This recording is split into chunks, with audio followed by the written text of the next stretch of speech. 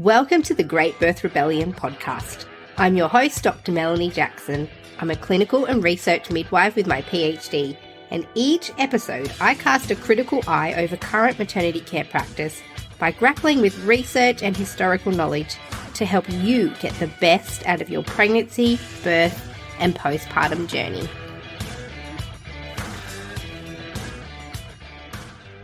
Welcome to today's episode of the Great Birth Rebellion podcast. Today I'm joined by Professor Hannah Dahlen, who is a professor in midwifery at Western Sydney University. She was also my PhD supervisor. We have worked on many research projects together, written research articles together. She remains my long-term friend and midwifery mentor, and she is a force in the midwifery world. Hannah has done research on induction throughout her career and is across all the research. She is the best person I can think of to have this conversation with today. So if you haven't heard Hannah talk on the topic of induction yet, you are in for a treat. She's a pleasure to listen to and makes a whole lot of sense.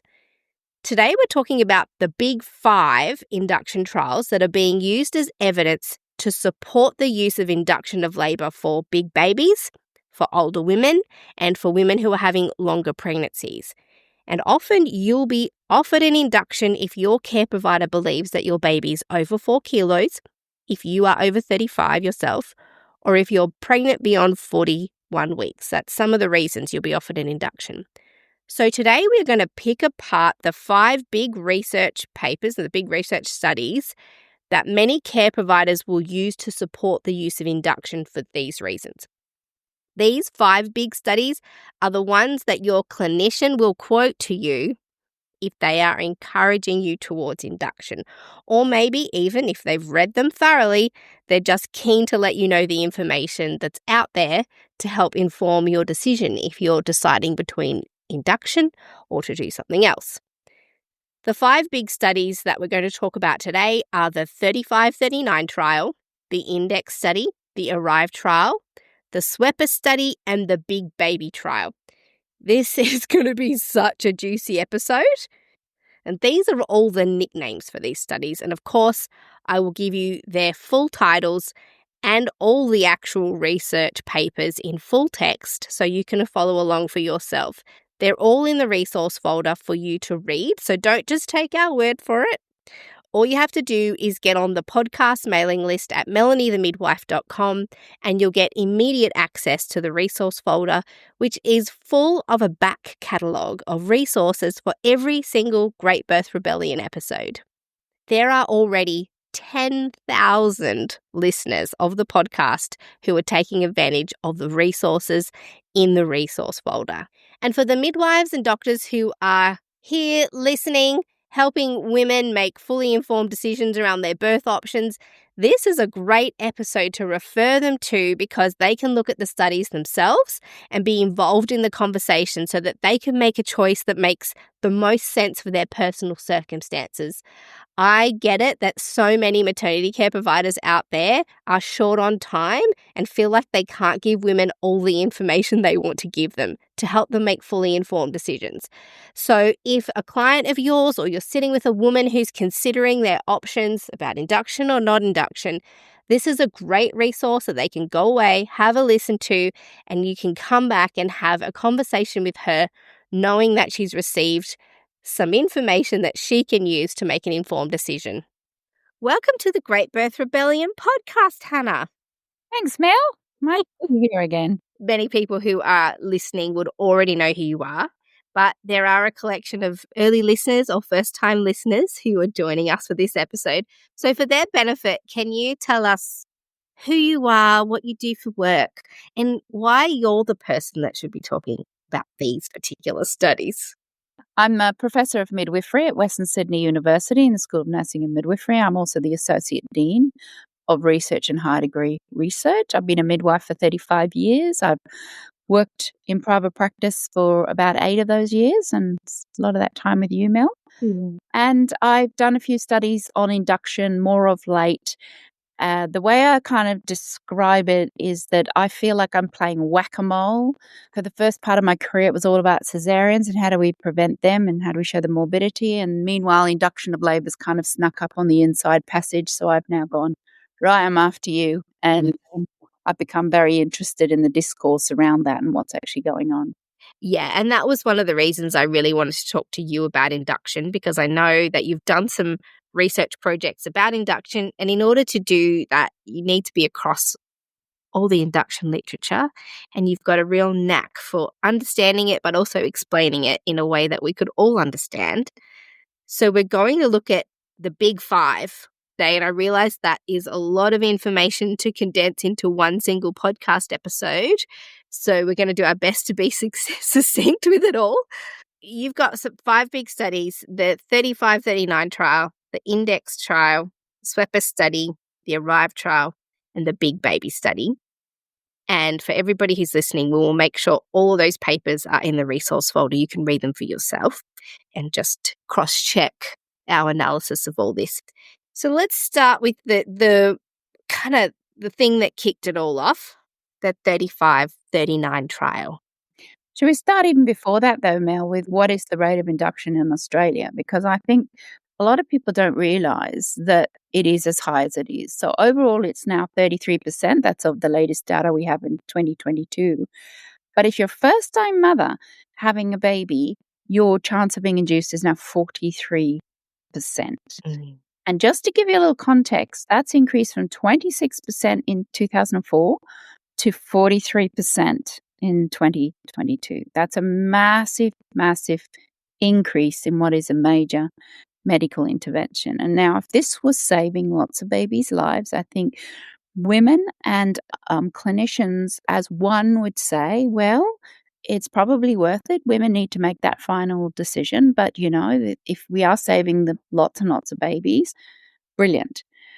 And the reality is, though, that the perinatal mortality rate has barely changed over the last decade, even longer than a decade.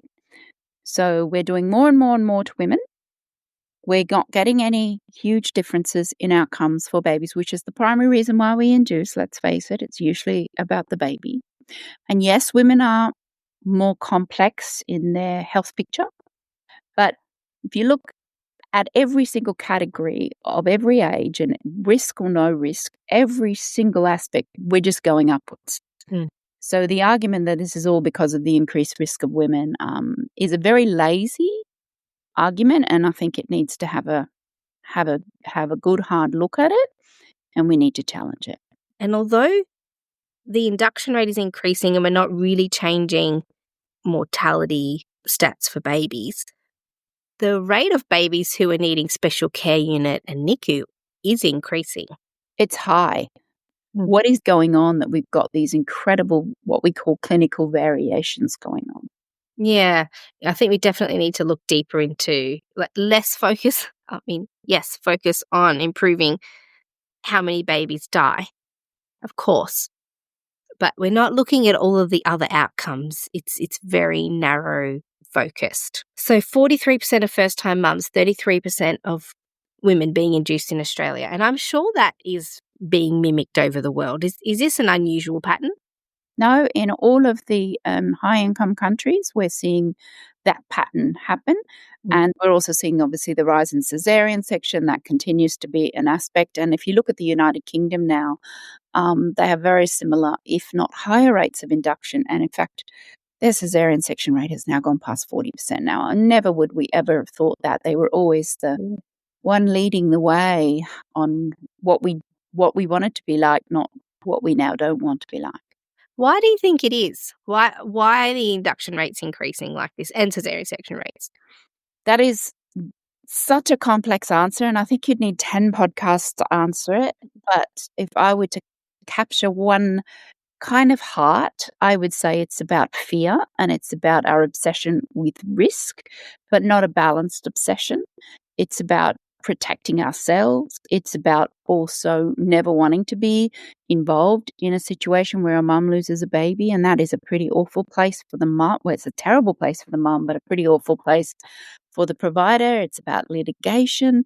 It's also about who holds the power in our maternity care services, who is the one that, or the discipline that calls the shots.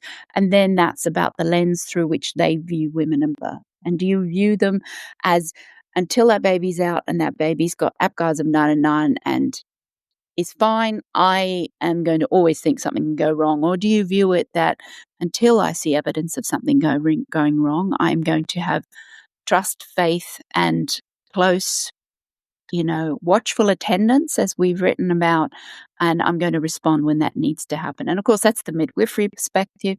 So often in obstetrics, because they're trained to deal with problems, there is the very risk-focused perspective. So, I mean, generally then, it sounds like it's a symptom of the medicalization of childbirth. We're approaching it like a medical pathological event, and this is the snowballing of that philosophy is showing up in increasing induction rates. Yeah, and also then build into that a patriarchal framework, which is around the, not having that faith and understanding and respect of women's bodies and their power and their role as mothers. Then throw on top of that industrialization of our health systems, where we pump people in and we pump people out. It's not surprising that we're where we are. Not surprising at all. Yeah, I agree. And into that then, that kind of desire and intentionality and the philosophy to be medical and approach birth in a medicalized way, in come these studies that seem to endorse that way of managing birth. And yes, and so we've had, back into the 60s, we've been doing studies on induction of labour, generally looking at inducing women between 41 and 42 weeks, or, at 42 weeks, not letting them go over, or at 41 weeks. So we've had these studies going on for a while, and they formed the Cochrane database. But what's happened in the last decade, really, is that we've had this very strong focus on big randomized controlled trials on specific questions. And those questions are around older women. Those questions are around post dates or 41 weeks and on. Those questions are about, can we reduce the stillbirth or the perinatal morbidity if we induce women at 39 weeks, when hopefully the baby's respiratory system is developed enough, but we kind of curtail the risk of stillbirth. And then we've also got that question, which has just come out in the last couple of weeks, which is, what if we induced everybody, all the women who have a baby that is predicted by ultrasound to be greater than 95th centile, if we induce them, can we reduce shoulder dystocia? So each of them ask slightly different questions, but they've all got very similar kind of methods in how they go about it. Yeah, and this is the thing, it's the randomized control trial, when I'm sure we're going to talk about. Historically, randomized control trials were considered the most superior way of researching something because the methodology is quite rigorous, but we're dealing with women and people here who aren't sick. It's not like we're comparing one product to another product or one product to a placebo or something that's, so many controllable factors when you're doing something like that. And applying a randomized control trial to a specific birth choice has got so many confounding factors and possibilities for things to be. Yeah, and it is the gold standard. There's no doubt that when it comes to testing an intervention on what you define as your primary outcome, a randomized control trial is the best way to do it. It's the best way to do it for medication. It's the best way to do it for medical interventions. But it will answer the question you give it. It's not like some sort of genius that goes, well, thank you very much, Hannah, for your question, but I'm also going to give you all these other contexts. It doesn't do that. Yeah. And so, we need to ask the questions such as, how many people were approached to get the sample you've got? Now, when we talk about the induction of labour trials, you're going to see that up to 86% of women approached say, no, thank you very much. And most of them don't want to be induced. So then we talk about things like generalizability. How applicable is that to the population as a whole when such a huge number of people don't think that that's an acceptable line for them to go down? So randomized control trials are the gold standard.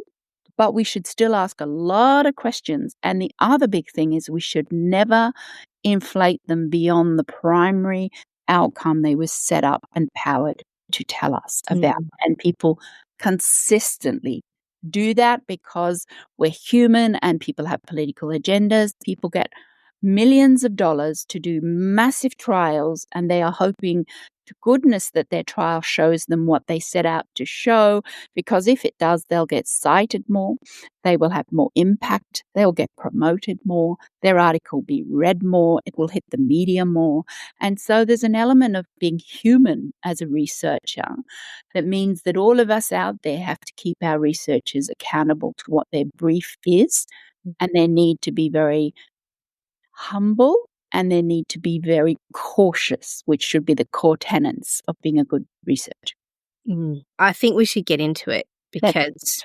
So let's kick off with the first one.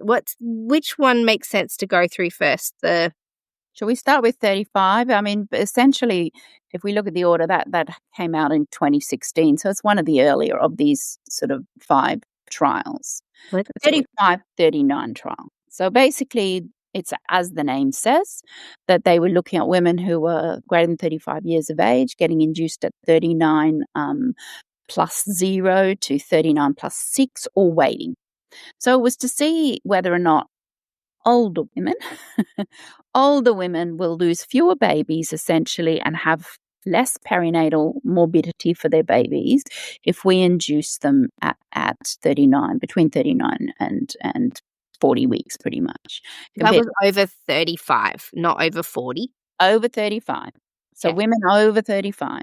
They ended up with 619 women in that, but let me just again point out that 4,500 were eligible and only 14% agreed.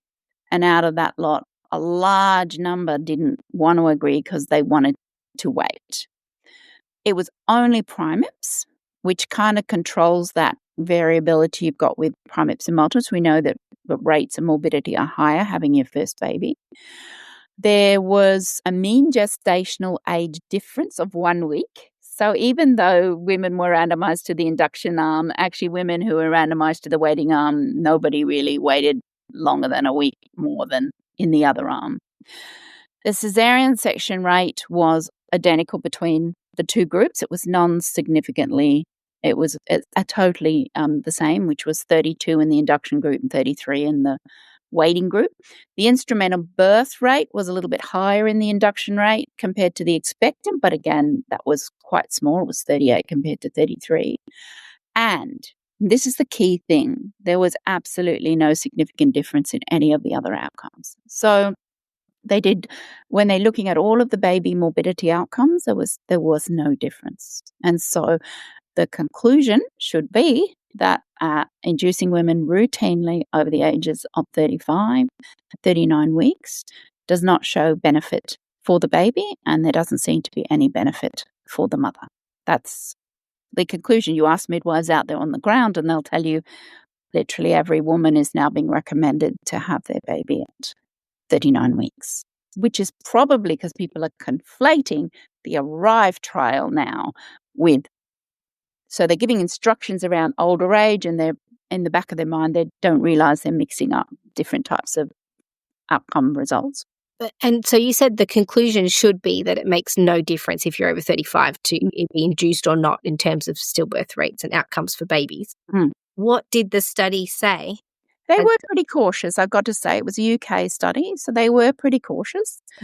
In that study, you don't have the concerns that you have in some of the other ones that I am going to start to tell you about. Do you want to talk about ARRIVE?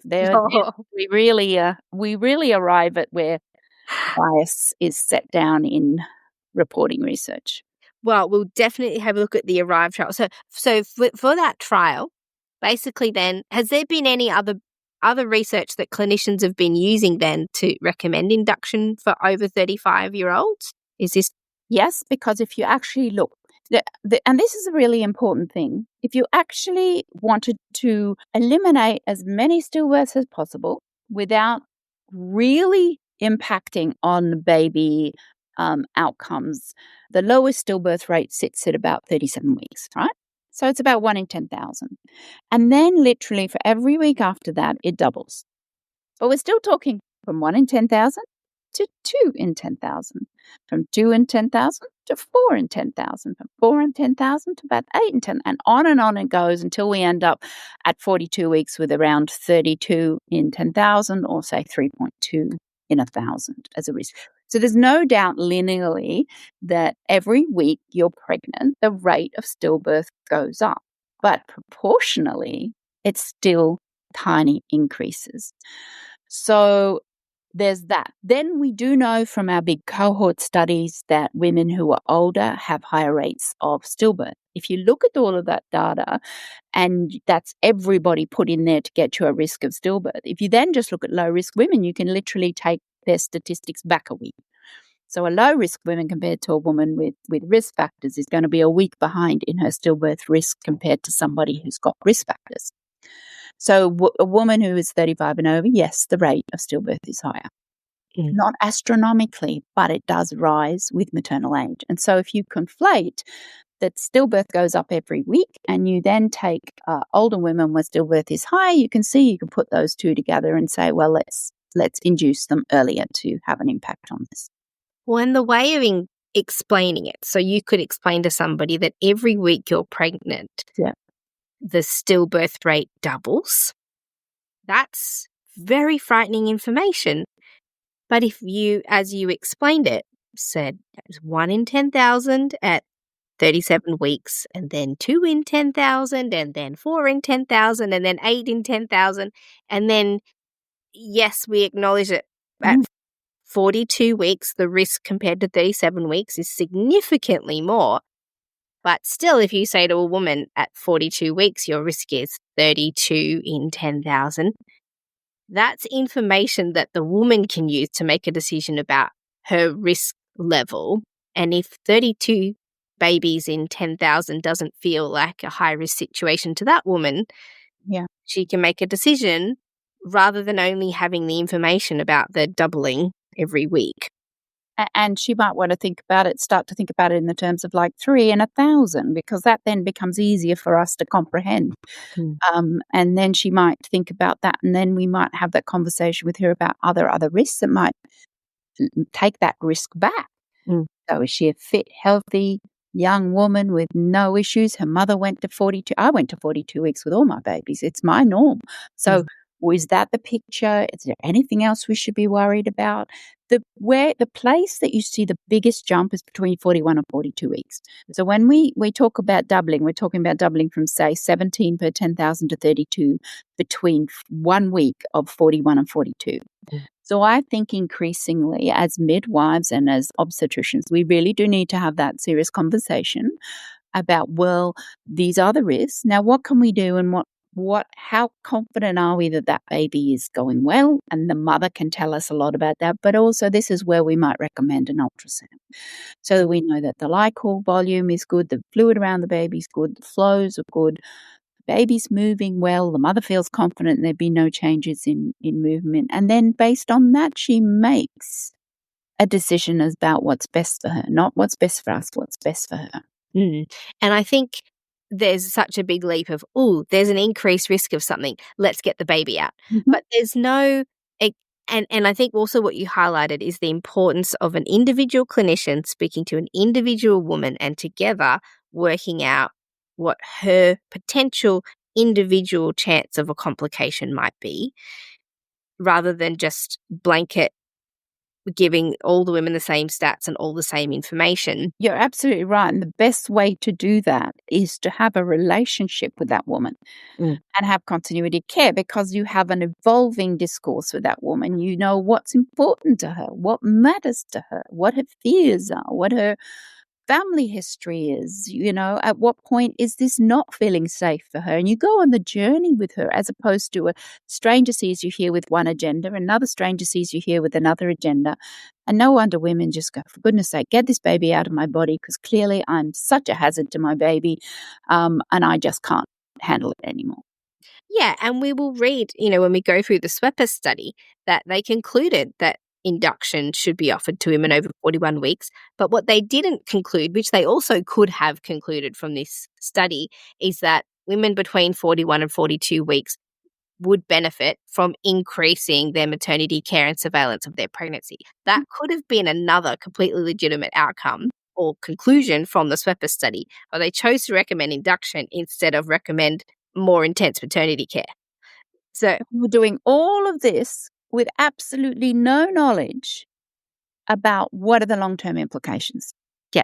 And that's the thing that I find most horrifying. And we are doing all of this and we have got no idea what we're pushing out the other end into the future. Yeah. Well, let's get into the trials. So we did 35, 39. Do you feel like, that's a good... You arrive? I think arrive is You really arrive. key because everything kind of, from my perspective, it's a bit like there was the pre-term breach trial and there was the post-term breach trial world. It was like a moment in time. And I remember when we were one of the sites at the time for the term breach trial, and I remember the head of obstetrics coming down before the publication came out and said, that's the end of breach. Hadn't even come out, but we were one of the sites and there'd been early insight into what the results were. And then, of course, since then, we've had loads and loads and loads of re-looking at this and saying, well, there were a whole bunch of things with that were really problematic. And I feel like there was the pre-arrive and there was the post-arrive. So I think the arrive is really key because the arrive asked a question which kind of may seem extraordinary to us, but America would allow this sort of research to happen, which was if you took very low-risk first-time mothers, and I'm talking they were super low risk, and you randomized them to having an induction at 39 weeks or waiting until 40 plus 5 days, right? Would you lower the perinatal morbidity, which was a composite of several different morbidities like meconium aspiration, a really low APGAR, the baby having indications of some sort of brain injury, special care for neonatal care for a long time. So it was a composite. They put it all together. And the first question I always ask everybody is, why do you have to put all these things together? And the reason is because they're so rare. That you can't just look at one, you won't have the numbers. It would take such a massive trial. So first thing is they're really, really rare. So they looked at a composite outcome that included death and all of these complications. And they randomized a good number of women, 3,000 women to induction and 3,000 women to waiting. And they powered the study on those numbers for the primary outcome, which was that composite outcome.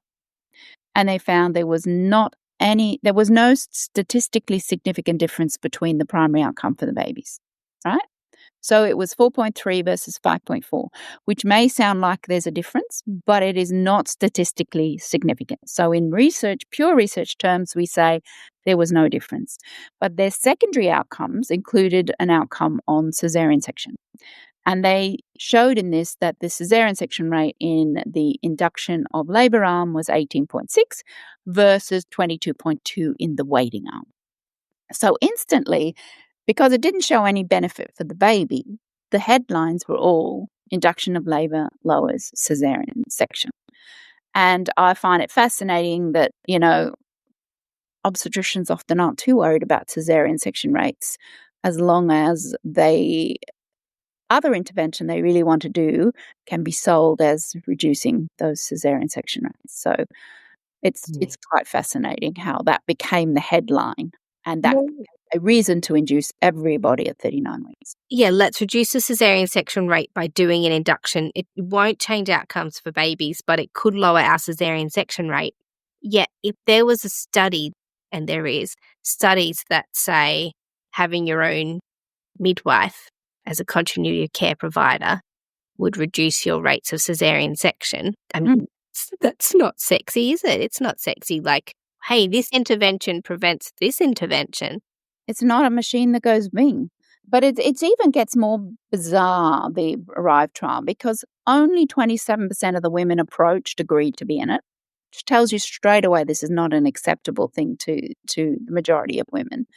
Only 6% of those women were cared for by midwives. 94 were cared for by private obstetricians who were not blinded to the intervention, which they knew these women were either randomized to an induction group or not. Now, it's very hard to blind an obstetrician to, okay, your woman's going to get induced. You can't, go around knocking them on the head and doing it behind their back. So it is a very hard thing to blind to, but they knew the group they were randomized to.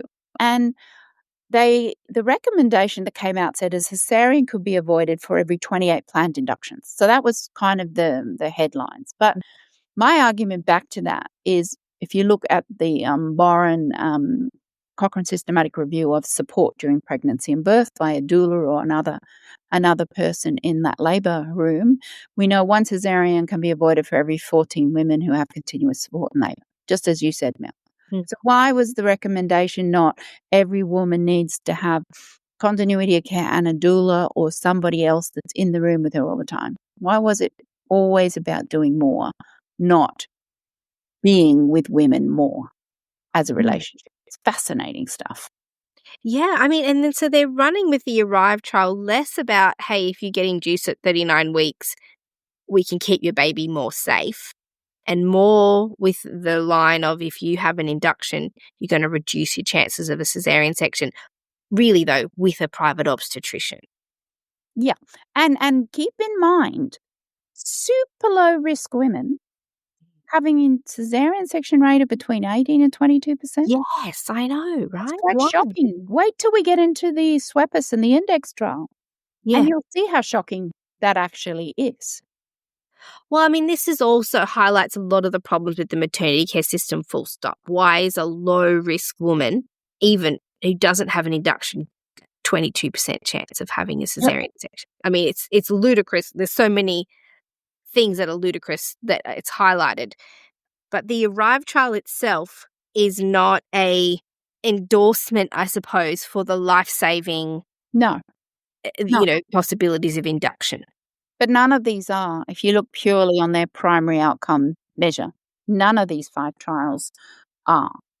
Okay. So they will all show differences because, of course, we will show differences. But when we set a power for a study and a sample size, we do that based on this much of a difference we would have confidence in saying that that's statistically significant. And if it's not that much of a difference, it's not. And therefore, it is not considered an effective intervention.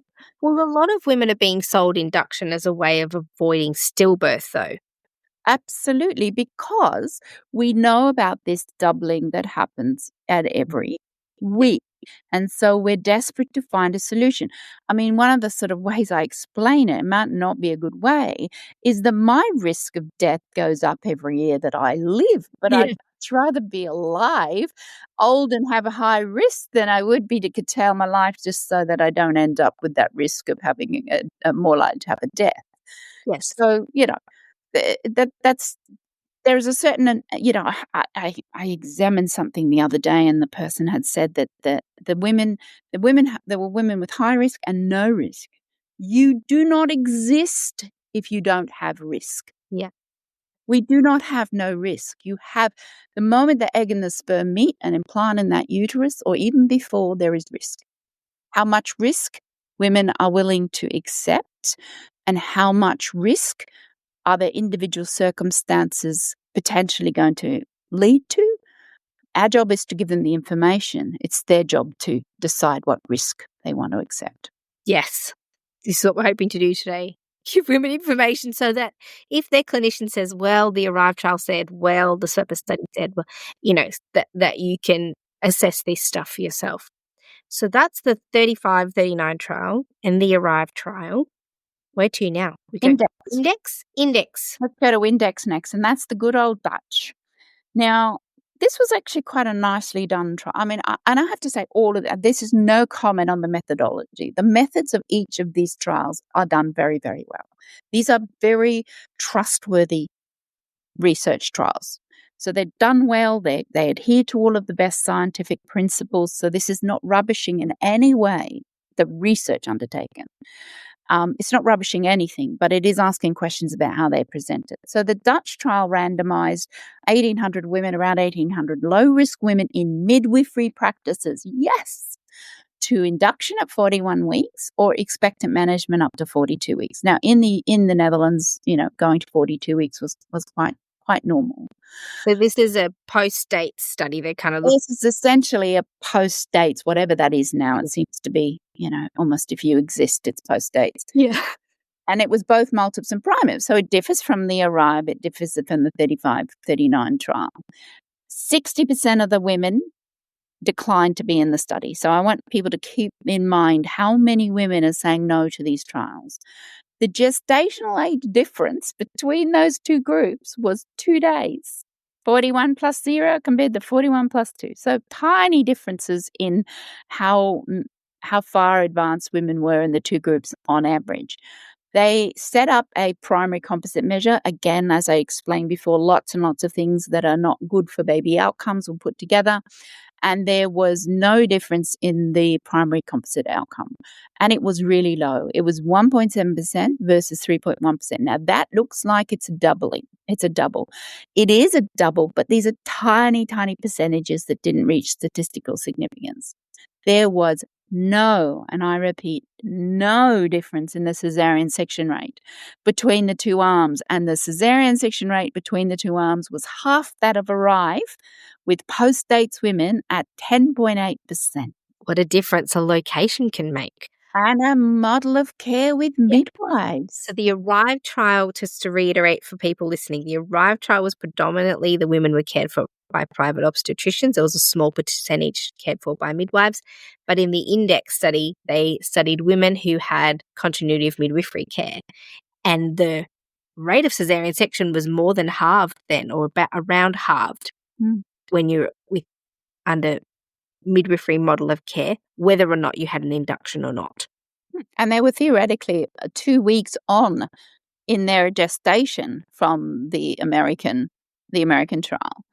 And any other outcomes they looked at, like APGAR scores less than 7 at 5 minutes, that was slightly different, but not at 4. So it was slightly better in the induction group, but not when you looked at less than 4 minutes, which is what I think we should look at, because we all know less than 7 minutes, less than 5 at 7 minutes isn't very accurate. But it wasn't. The primary outcome was the composite measure, and it was not statistically significant. I reiterate, not statistically significant. That is the key here, because to say anything else is not to be true to the science of that. Do you want to talk about Swedish study? Another good study. Let's talk about the Swedish study. So that's the SWEPIS study. SWEPIS study. Right. Okay. So SWEPIS study. Let's do that next, because this is the one where I was really disappointed with how they wrote the paper. Really, I think the research was presented really beautifully, and you could see the process that they went through. You could see their findings. But then the conclusions really spoke to what they wanted the study to stay, rather than what it said. So, let's do the SWEPIS study. So, again, the SWEPIS study had hundreds and hundreds of women randomized to being induced at 41 weeks or waiting up to 42 weeks. It involved 2 regions in Sweden. It involved 14 hospitals. It was beautifully done. It was a randomized control trial. Again, I just want to reiterate, 77% of the women refused to participate. So again, we come back to this generalizability. It was a mixture, again, like the index study of multips and primates. The gestational age difference was 4 days in this, so 41 plus 3 compared to 41 plus 7 days. So amazingly, in Sweden, that was very standard to go to 42 weeks. It was not a big deal. The primary composite outcome, again, for the baby. So remember that mixture of all those things we don't want to happen to babies put together was 2.4% compared to 2.2%. It was not statistically significant, and it was really low. So looking at all of that, you go, wow, well, what's the problem? Well, this is what happened. Because there were 6 deaths of babies in the expectant group, the group that waited on until past the 41 weeks, and none in the induction of labour group, they closed the trial early. So that meant that they didn't have big numbers. They stopped early. They didn't recruit everybody. They ceased the trial. And they ceased the trial because they said, well, this is an adverse event. We can't, in good conscience, go on recommending something when we know, looking at this, that we should recommend induction at 41 weeks. This is not dissimilar to what happened with the term breach trial, right? Yeah. Was it 5 babies or 6 babies? I thought it was 5. 6. But this is what's so interesting, and when I talk to my Swedish colleagues, they're quite fed up with what happened. What happened was there were none in the Stockholm group of women. So there was sort of divided up into about 500 of them were in the Stockholm group, and then the rest were in the other centres. So it was about 557 in the Stockholm group, and then there was about 822 or something in the other centres. All the women in the Stockholm centres were offered routine ultrasound at between 41 and 42 weeks. Everybody had it. And so they knew when to really recommend induction and pull them out of the trial, or not pull them out of the trial, but to say, well, actually, no, I know you're an expectant arm, but you really need an induction. In the other centres, they didn't do routine ultrasounds. So what my question is, exactly what you said at the beginning of this podcast. Why was the recommendation not made that actually we should be recommending ultrasound at 41 weeks to decide who are the women that can proceed most safely beyond that, and who are the women that we should really encourage to have the induction? But the conclusion was induction of labour ought to be offered to all women no later than at 41 weeks and could be one of the few interventions that reduces the rate of stillbirth. Meanwhile, if for all the women who'd had ultrasounds in that the arm that was going to go to 42 weeks, there was no stillbirths either. And so that's why I was saying you could just as easily have said, well, we acknowledge that there is an increased risk of stillbirth between 41 and 42 weeks. There are a number of possibilities. There are a number of options that women could choose to reduce that chance. You could choose an induction if that's what you wanted. You could choose to have increased surveillance, acknowledging that risk and seeing if we can counteract it. It's even worse than that, Mel, because it was not powered to show a difference in the stillbirth. So we can't even say that it reduces your risk of stillbirth. We can say that as a generalized statement. We cannot say that as a statistical statement, because it was not powered to show stillbirth, because so few stillbirths happen. You would need much bigger numbers, but they stopped the trial before. So, for example, you might have had those 6 stillbirths, and then for the next 1,000 women that got recruited or got brought into the trial, there might have been absolutely 0 stillbirths. And But then there could have been 6 in the induction group.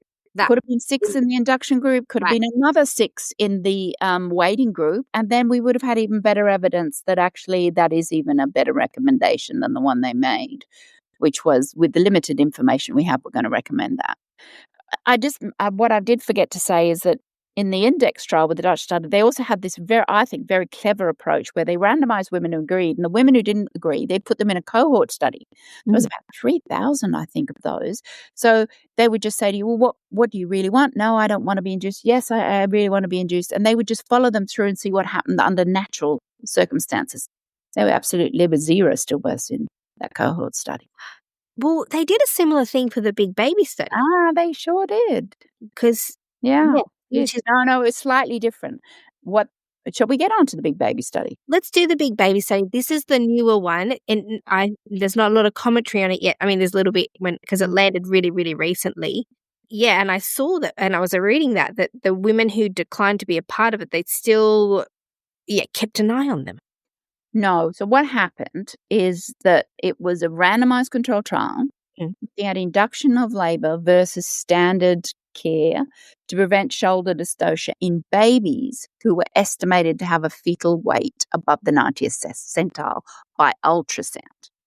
And that ultrasound was anywhere between 35 weeks that was done and 38 weeks. And then based on that ultrasound, they were randomized to either be induced. So 2,800 of them were randomized to be induced between 38 0 weeks or 38 plus 4 weeks, or they were randomized to be in standard care and wait.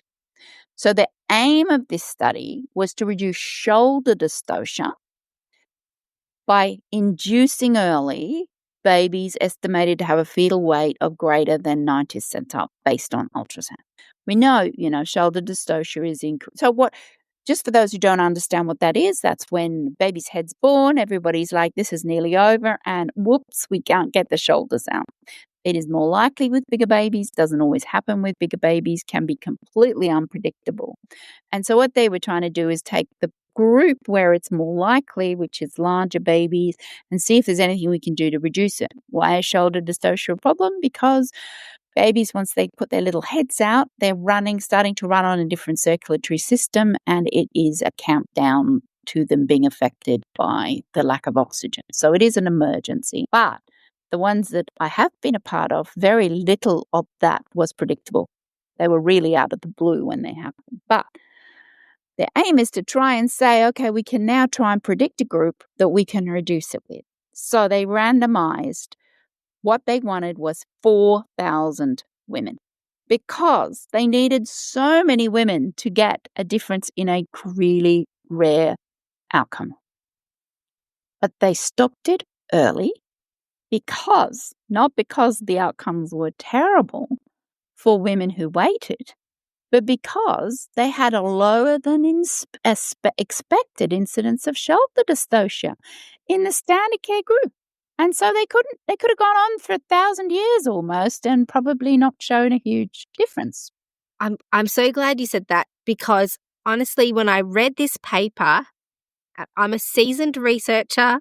You know, I read papers. I've done a PhD. You and I have written papers. You know, we've researched together. And I thought, why is this paper not making sense? I'm a little confused. Okay, they stopped the paper because the standard care group, so the women who weren't being induced, had such a low rate of shoulder dystocia that they felt there was no need to continue. So it's a little bit more complicated in that they worked out what the rate should be, and then they worked a power sample out of how many women needed to be randomized to get a significant difference. But the rate in this group, both sides, was so low, they didn't have enough numbers, and it would have needed thousands of women to be able to confidently say that this makes a difference or not. So they stopped it. Now, there's nothing wrong with that, in that you're not putting people through unnecessary interventions. You are reducing your cost of really expensive research. This costs millions, these sort of studies, right? So there's nothing really wrong with that, as long as you conclude the rate of shoulder dystocia is so low that inducing women at 38 weeks is not going to make any difference if their baby weight is estimated to be greater than 90th centile. So basically they were saying, let's not waste our time, let's not waste our money, let's not apply this intervention over and over again. There's no way we can enroll enough women to get the answer that we were trying to study. So let's stop the study. However, they still published the paper to say what they wanted the paper to say, what they were hoping to find out from the paper, from the research. Well, what they did is they published the paper with the intention to treat analysis, which is what you do with a randomized control trial, which means that if I say to you, you agree, Mel, to be in my study, and I randomize you, randomly allocate you to induction, and then I randomly allocate somebody else to waiting, but at some point you end up waiting because you decide to change your mind on that, and this other person decides to be induced. Instead of sticking you in the group of induction or waiting, you stay in the group you were assigned to. So this is a really important part of a randomized controlled trial. It's called intention to treat. You analyze by the intended at the outset group you were meant to be in. It's a really important part of a randomized trial. So they analyzed it two ways. Yes. They analyzed it as intention to treat, and then they went, okay, Mel, you were meant to have an induction. You chose to wait. I'm now going to take you out of that induction group. I'll put you in the choose to wait group. I'm going to analyze you in that. So they did two separate analyses on the same data, which led to two separate conclusions. So to people reading the paper, the way they've set it out is they'll tell you the results of the intention to treat analysis, and they call the other one the per protocol analysis. As per protocol. As per protocol. And this is what I just felt like there was handstands and cartwheels done in this study, which made it so hard to follow. So you're saying the intention to treat analysis is the usual way that a randomized control trial would be analyzed. Yeah.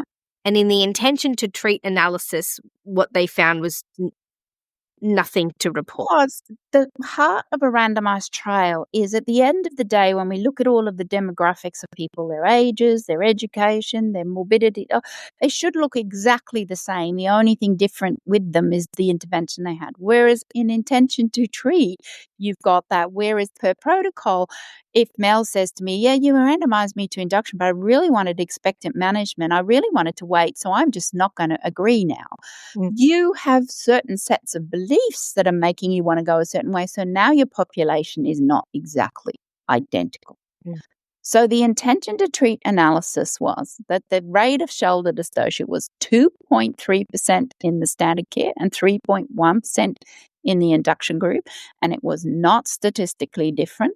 And there was about 6 days difference in gestational age between the two groups. But here is the interesting thing. This is where I've often said that I feel like for the last 35 years of my midwifery career, I've been watching the naked empress striding past and everyone telling him how beautiful his outfits are. And I've just been crying, bullshit, you're naked. So this is the bullshit, you're naked part of the emperor. The difference in baby weight between the two groups was 163.6 grams to be precise. The average was 3.693 compared to that was the average grams compared to 3.8. So tiny little difference in numbers. The induction rate in the group and allocated to induction was 91.7%. So there were some women who birthed quickly and didn't need to be induced. The induction rate in the waiting group was 70.6%. Oh, how did I miss that when I read it? So even the ones who were in the waiting group, 70% of them got induced. So we aren't really truly comparing the rate of shoulder dystocia. You never are. In any randomized controlled trial, there will be some that actually follow the intervention and some that don't. Because, for example, you're waiting, but now everyone's super concerned about how big your baby is and you get induced anyway. All right. So the intervention was pretty high in that group. The emergency cesarean section rate, because anyone who wanted a cesarean was out. The emergency cesarean section rate was 25.7 versus 28.8. So the cesarean section rate was a little bit lower, but not a huge amount. But this is what's really interesting. Remember, the reduced shoulder dystocia as the primary outcome didn't show a difference. But why do we want to reduce shoulder dystocia? Because we want to reduce morbidity to the baby. So let's look at morbidity to the baby. There was one neonatal death, which was due to asphyxia, which is due to the lack of oxygen, in the group that was randomized to wait. And there was one in the induction of labour group, which was due to sepsis and pneumonia, one in each group. There was no difference in neonatal outcomes like neonatal intensive care admission and readmission after 30 days. And then at 2 and 6 months, there was no difference in the babies.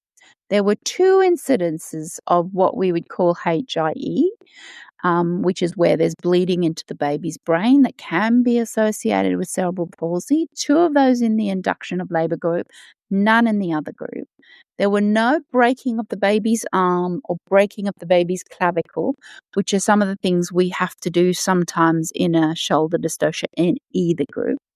The other big risk of shoulder dystocia is what we call brachial plexus, which is when we end up with permanent, sometimes nerve damage, which will lead to an arm being less able to be used or unable to be used.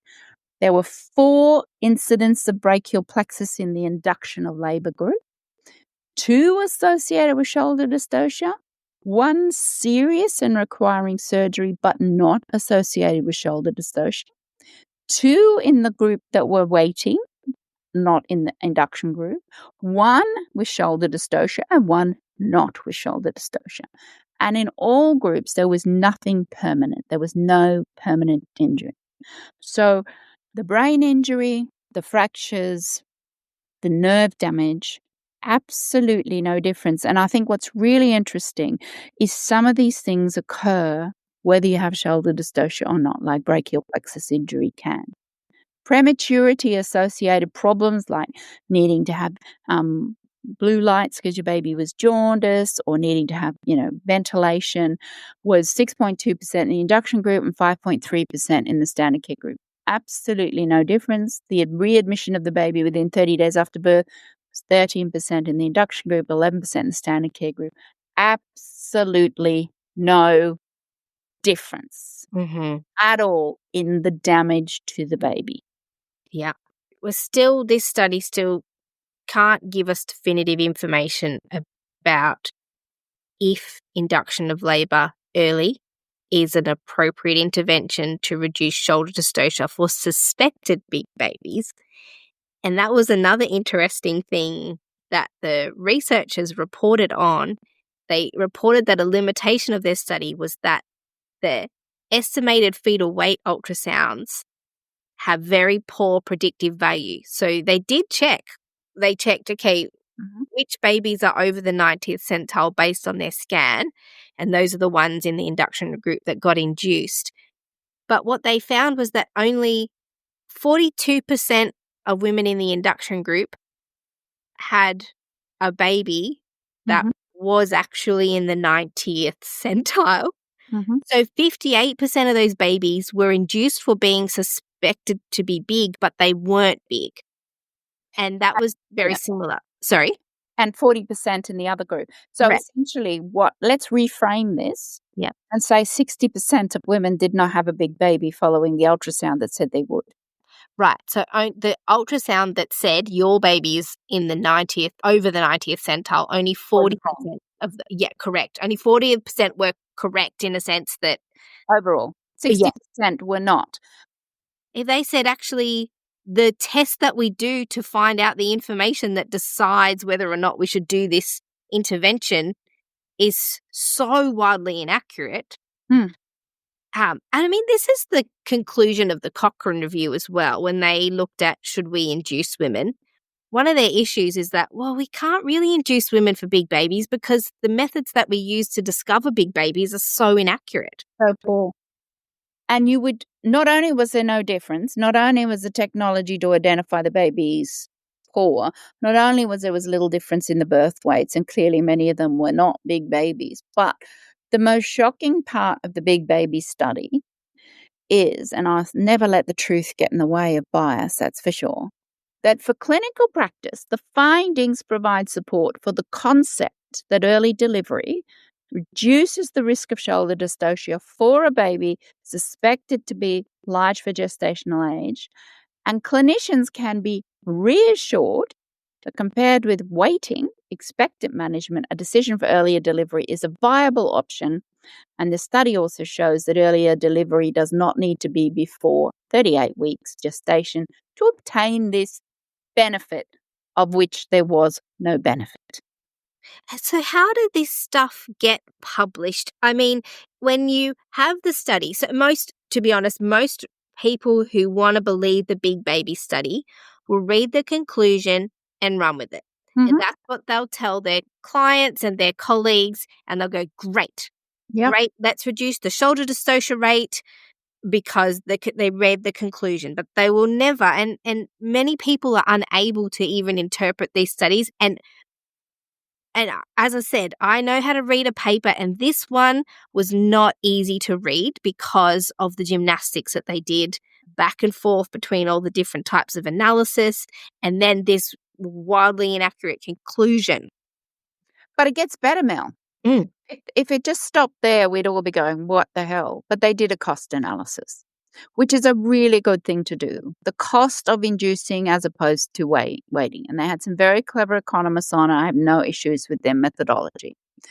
The recommendation from that the conclusion from that was that early induction of labour increases neonatal care costs, right? So it causes more costs because of more babies needing neonatal care.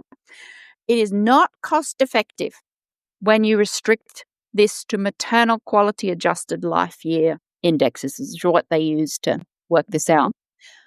But why not just stop there and go, it's not cost effective and it shows no difference. So let's have another think and let's get more accurate on our ultrasounds. No. They then said planned cesarean section might be cost saving when compared to early induction. Yeah. Do you know what they also said? Because I had a look at this, and correct me if I'm wrong, but the cost of preventing one case of shoulder dystocia, £11,879 Yeah. when they did the cost analysis. Yeah. But they did. I mean, at least obviously it got reviewed, or they had enough humility and good research knowledge to say that we didn't assess longer term effects, such as the increased risk of repeat cesareans. We didn't assess longer term effects on the mother and the baby, and that should all be done in the future. And this is where we actually come to the big crunch, which is we do not know the ramifications. We barely understand how labour starts and what goes on in here. We know more about landing a man on the moon than we do know about the process of starting labour in a woman's body.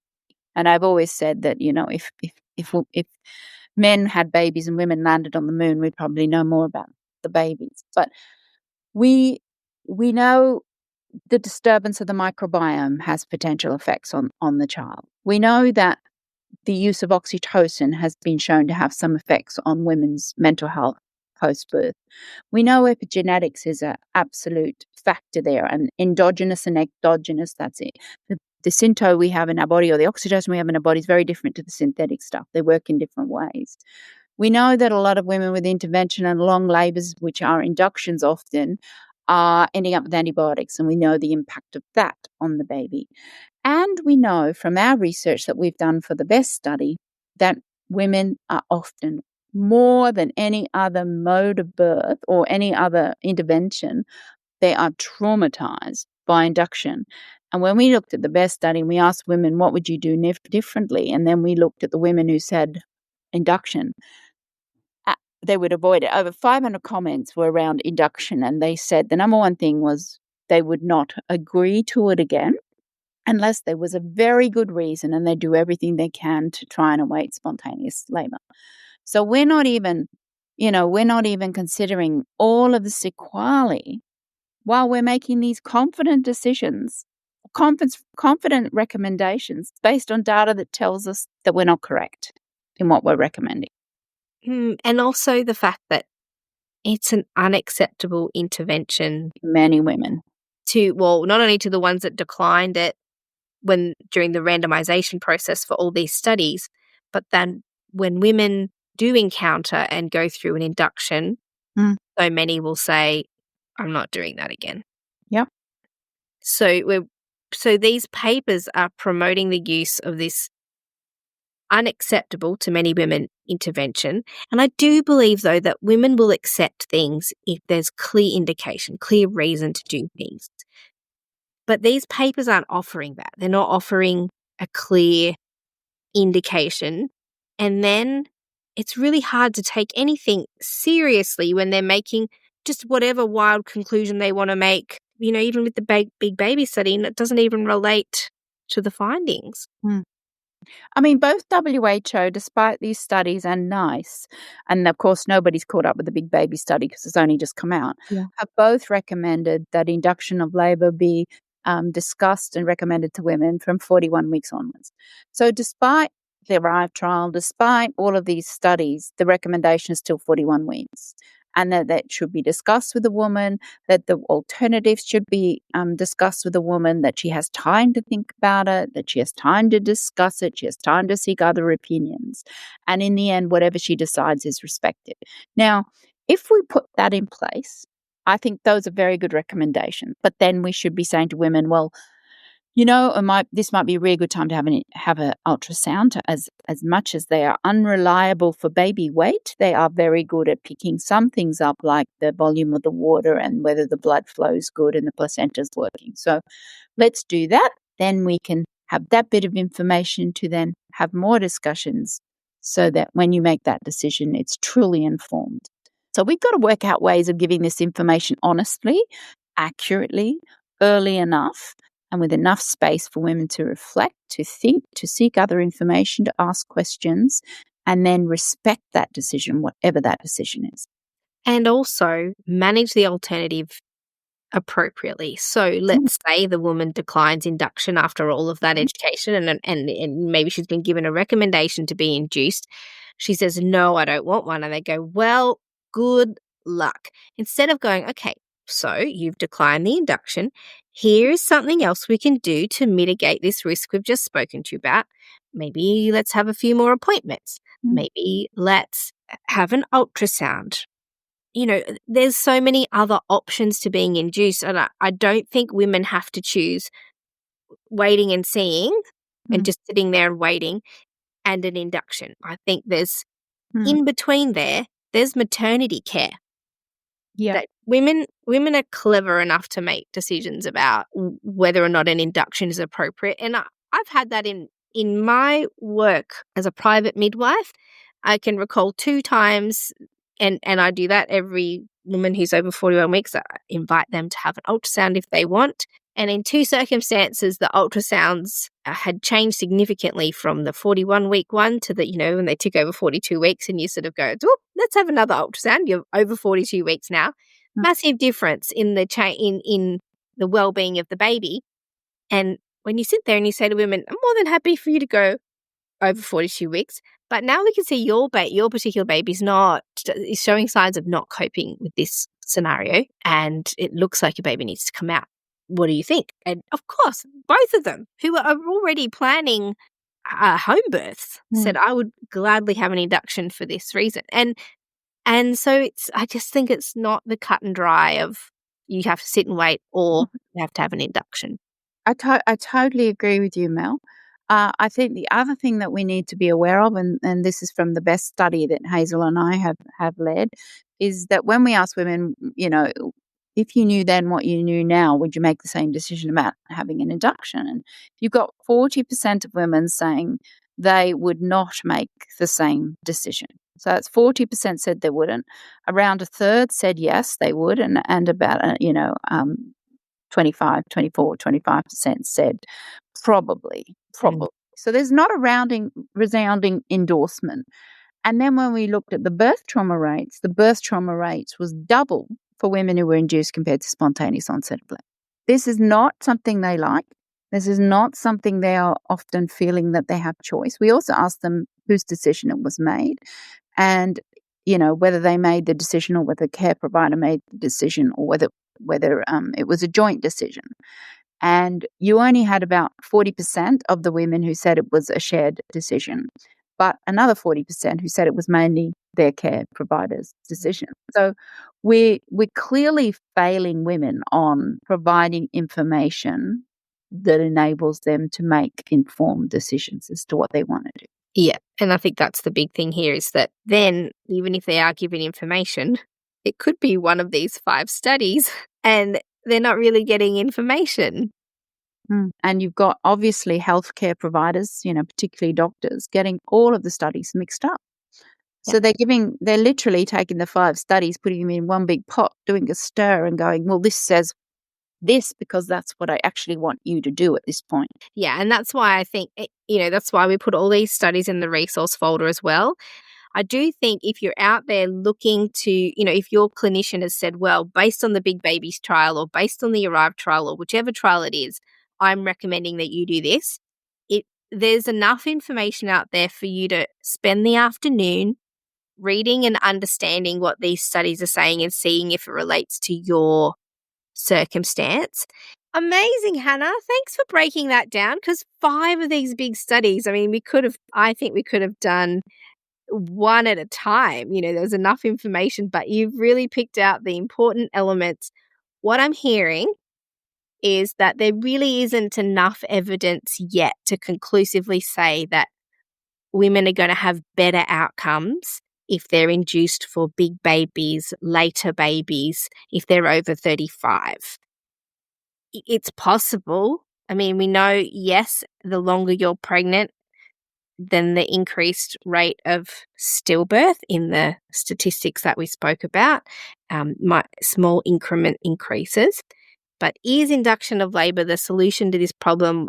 The answer is not revealed for that yet. I think, and I agree with WHO and NICE on this, that recommending induction of labour after 41 weeks is a wise decision because probably the benefits outweigh the harms. But if that's something unacceptable, and I would have said no, there's no way I wanted to be induced, then I would like to know that I can actually have a ultrasound, which will give me a bit more information so I can make that decision. So when it comes to routinely inducing low-risk women at 39 weeks, no, we don't have the evidence on that, and we have no long-term evidence. When it comes to women over 35 being induced at 39 weeks, no, we don't have the evidence of benefit for that at all. And when it comes to big babies, estimated fetal weight greater than 90 centile being induced at 38 to 38 plus 4, or with between 38 and 39, we don't have the evidence of huge benefit. So I think that's what we can say from this. And in the end, the decision is the woman's, and she lives with that decision, whether it's birth trauma because of an induction that she never actually wanted, whether or not it is an adverse outcome for her baby. It's kind of tough for women. They grow this little one in their belly. They're almost burdened with all of the decision making. And I guess I would just say to women, you don't have to shoulder it all. We can share it with you. You know, lots of discussions. We can go through lots of information and we can find out what matters to you so that when you make that decision, you feel heard, you feel informed, and you feel respected. And if we can get that right, we will get safe and satisfying birth outcomes. And then the big problem is the majority of women don't know their care provider. They're getting fragmented care, short appointments, and clinicians who aren't providing the care that you described. And in that scenario, women are left to either just accept the care that's been recommended to them because there's not really room for a conversation. The clinician might not be invested in what the woman particularly wants. So it's really challenging for women to make decisions when they potentially don't even have access to the care providers that they're supposed to be asking for information from. I think a lot of the problems that are happening with the increased induction rate and the hardship that women have in making the decision are that women don't have continuity of care. And I think if you want to not have an induction or be offered the opportunity to have respectful conversations around your choices, I do really feel like continuity of care with even a trusted obstetrician who is on your side and who is aligned with your philosophies, midwifery care program, a private midwife, somebody who knows you, who you have time to have the conversation with. Because this isn't a 5-minute conversation. It's not even a 1-hour conversation. You know, in the times that I've recommended induction to women, it's hours of information, emails back and forth, phone calls, extra questions that weren't asked in the first appointment. There's a lot to consider. So can I just make a comment on that, Mel? It's also not one conversation. That's the decision and, forever hold your peace. It's an evolving conversation that will be happening today, differently to tomorrow, differently to next week. And we need to constantly have that conversation. And there's a fine line between battering them into making a decision that we want and making sure that they feel like they're heard, that we have taken into consideration all of the changing clinical picture and that we've given them options. And that's exactly what the Women in the Best study showed. We've just published that paper this year where we asked them what would they do differently and just looked at induction. And 93% of the comments were around the theme that they wanted to increase the chance of a spontaneous labour next time by resisting induction. Yep. That's what they wanted to do. Yep. They didn't say they'd never have it, but they wanted to resist it and increase the chances of a spontaneous labour. So I just think a lot of the problems that we're encountering now could be solved with relationship-based care. It's the number one thing, Mel. I mean, if we could just get that right, we could get so much of what we've got wrong right. And that would be probably my take-home message for women in this podcast. I'm like, man, this is the landscape. This is the research that's informing a landscape. And if you could do nothing else for yourself, I would suggest doing your utmost to find a continuity of care provider who's aligned with your philosophies, who you feel you can have these conversations with. Thanks, Hannah. My pleasure. Been a pleasure, as always. To get access to the resources for each podcast episode, Join the mailing list at melaniethemidwife.com, and to support the work of this podcast, wear the rebellion in the form of clothing and other merch at thegreatbirthrebellion.com.